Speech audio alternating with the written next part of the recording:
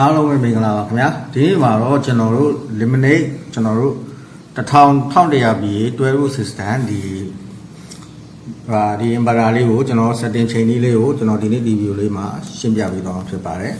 ကျွန်တော် channel လေးကိုအခုမှရောက်ရှိရဆိုရင်တော့ subscribe ပဲလေးနှိပ်ထားပြီးတော့ video တိတိနဲ့ကြည့်အောင်ဘေးနား notification ခေါင်းလုံးလေးကိုနှိပ်ခဲ့ထားပြီးပါခင်ဗျာ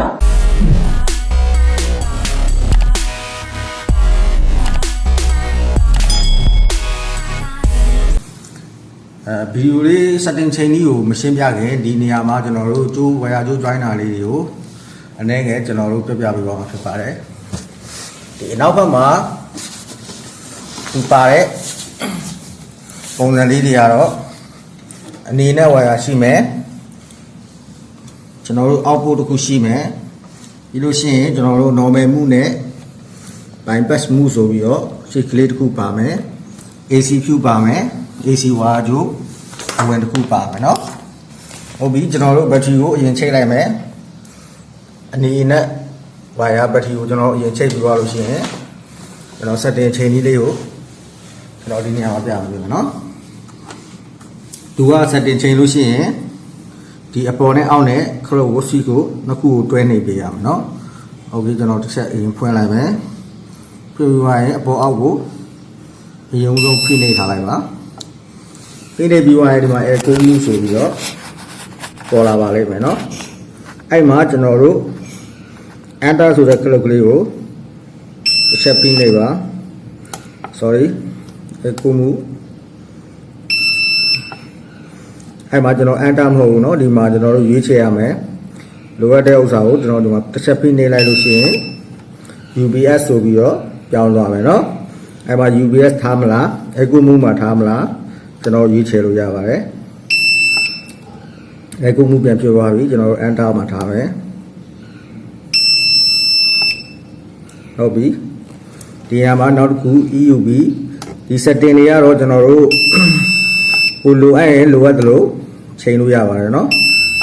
SNU FRE ဒီလိုရှိရင်သူ3မျိုးပါမယ်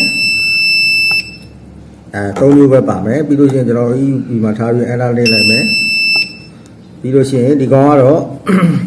အပူ120အတွက်ကိုချိန်ပေးရမှာဒါပေမဲ့ကျွန်တော်တို့ကတော့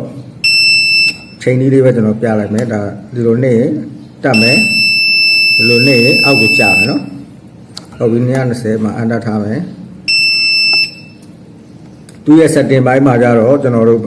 charging ampere 18 ampere အထိပဲသူထားပေးထားတယ်เนาะ charging ampere 18 ampere ပဲအဲ့လိုလုပ်တယ်ဒီကောင်ကကျွန်တော်တို့ပြီးလို့ရှိရင်ကျွန်တော်တို့သူကဒီလိုပိတ်သွားမယ်เนาะဒီ setting ဘိုင်းလေးကတော့ဒီလောက်ပါပဲဒီမှာညဆဆ setting တွေမပါပါဘူးအခုကျွန်တော်တို့ output လေးကိုချက်ဆန်းကြည့်လိုက်အောင်ဒီမှာဆိုရင်ဒါ on off ချက်နေလိုက်လို့ရှိရင်ပိတ်သွားမယ်ချက်နေဖွင့်သွားမယ်ဒါပါပဲเนาะဟုတ်ပြီကျွန်တော်အနောက်က output နေရာမှာကျွန်တော်တို့ plug ထိုးကြည့်လိုက်မယ် output okay ဟုတ်တယ်ချက်ဆွဲကြည့်လိုက်မယ်နော်ဒီမှာ off နေလိုက်ရင်နေလို့မရတော့ဘူးเนาะချက်နေမယ် on မယ်